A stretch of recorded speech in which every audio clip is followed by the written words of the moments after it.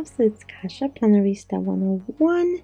Today I am going to be planning in my wellness planner, which is the black and white classic size happy planner, and I'm going to be continuing using the Color Me Happy sticker book.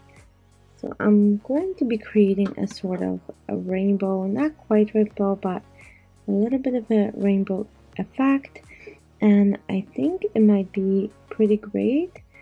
And as you guys know, florals are my comfort, so we are stepping a little bit outside of my normal comfort zone with these spreads with Color Me Happy.